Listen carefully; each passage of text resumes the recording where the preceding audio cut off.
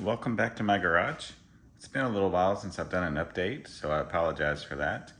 I still have the 360. It's been doing great. Got the car polished up pretty nicely, and cosmetically it looks a little bit better. Today I'm going to be tackling something that's been bugging me the entire time I've owned the car, which is actually the ride height. As you can tell, it needs to be dropped a little bit.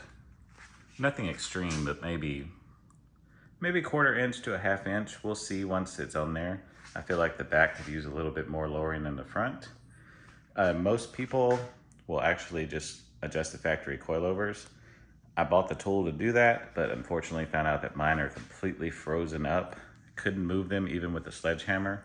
Since mine are frozen up, it left me with the option of either going to aftermarket or finding some replacements from another car. I decided to go aftermarket. Found a company named Hiro Performance.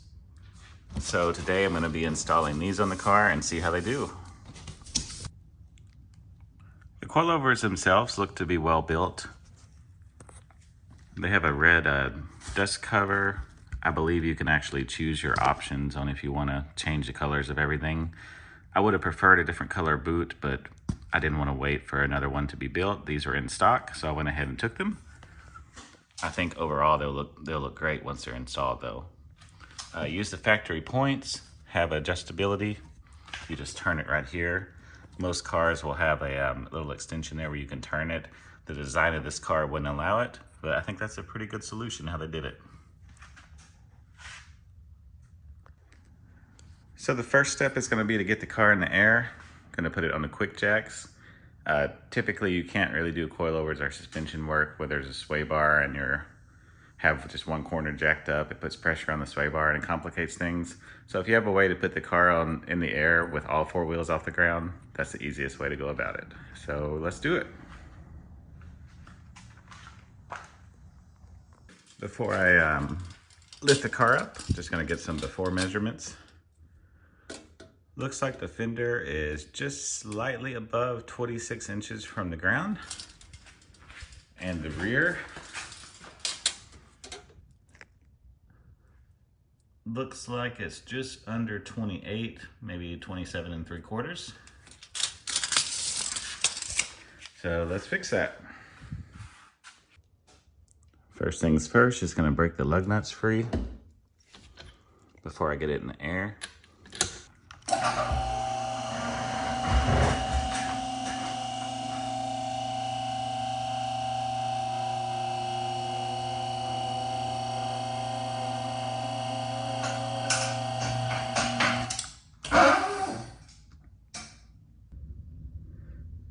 So this is the factory setup. Super simple how it mounts. There's just two bolts on the top, one on the bottom that has a small trick to get out because the bottom bolt is actually two pieces that screws together. So half of it goes to the sway bar and the other half goes to the strut mount. Once those are out, everything will just drop right out. One thing that I won't be keeping, unfortunately, is the factory adjustable suspension. Honestly, it doesn't really do much with these dampers having 50,000 miles on them. Who knows what kind of condition they're in anyway. I noticed some of the bushings look like they're a little perished. Something to probably replace here in the near future as well. My plan for deleting this is to actually run a resistor in place so the factory computer thinks the suspension is there, in which case won't have lights and I'll be able to still utilize a sport mode. Okay, the bottom looks to be a couple of 19s. So we'll zip these off and then we'll get them separated from the sway bar itself. Okay, after what felt like forever. So you put an 18 on this side, 19 on this side, break these bolts free, and after many turns, this will pop out, and then you can simply pull the strut mount completely out. Next up, we're just gonna remove this sensor here. It's held on by a single 10. I believe these are 17s, and once these are loosened, we'll be able to drop everything out of here. Don't forget to disconnect this first. For some reason, the plug is on the coilover side. I'm not sure why that is. Definitely don't want to leave this just dangling here, so we'll think of a solution here later on. Okay, both of these are out. Now we can Gently pull this out and the coilover will be completely free, as you just heard. I'm gonna have to put the camera down so I can grab this so it doesn't fall. Here's a side-by-side comparison of the OE coilover and the new one. Looks like the body itself might be slightly smaller on the new one. The springs are definitely much longer. Obviously, they're gonna be different spring rates. So we're gonna install these and see what we think of them. So this is how it looks installed. I've left the sway bar off for now just because I'm not sure if I'm gonna need to adjust the height, and this will make it much easier if the whole shock body has to come off to do that. But overall, looks pretty good. Everything lined up nicely. So we'll move on to the other side.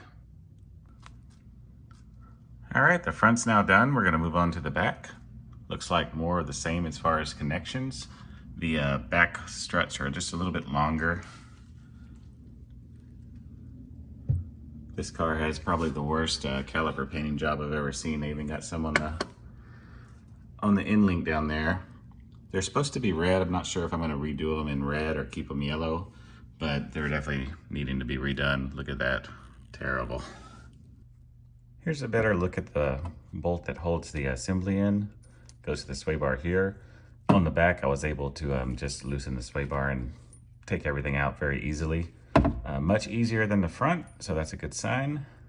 So next, we'll just pull the top bolts out, and this should be out of here. I just finished up the back. Pretty straightforward. Again, you have your 2 bolts at the top, the one large one at the bottom, and the sway bar link, which we'll put on at a later time once the other side is done, so it's much easier to slip into place. Overall, one of the easier cars I've actually worked on. The new suspension is completely installed. I went ahead and just taped off the connectors for now, just to keep water out of them. Once my resistors arrive, I'll go ahead and take the wheels back off and fix that. Probably have to do some adjustments as well, but let's see where it sits.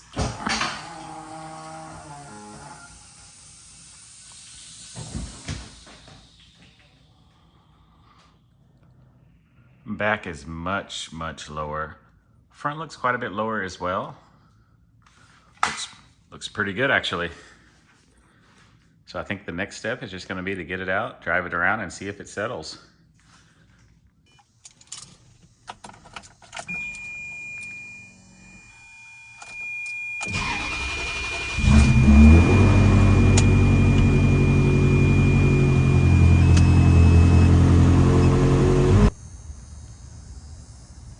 Here's the final result.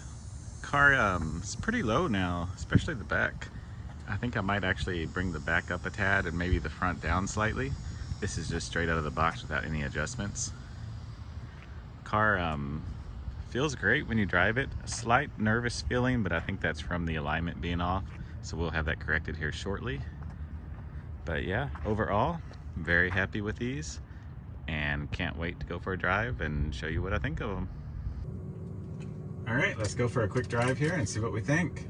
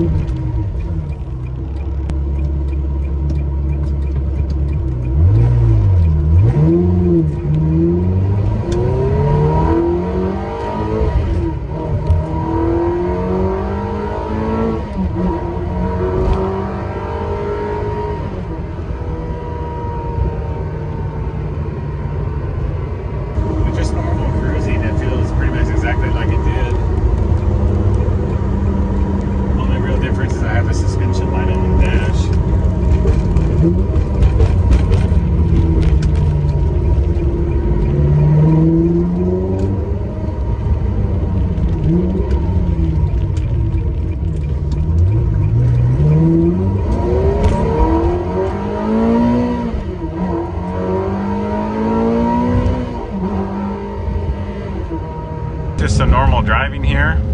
Car feels exactly like it did. I do have the suspension on the light dash that I mentioned earlier. We're going to rectify that with some resistors when they come in the mail. I believe the ones that we need are 2.6 ohms, but I'll have to verify that.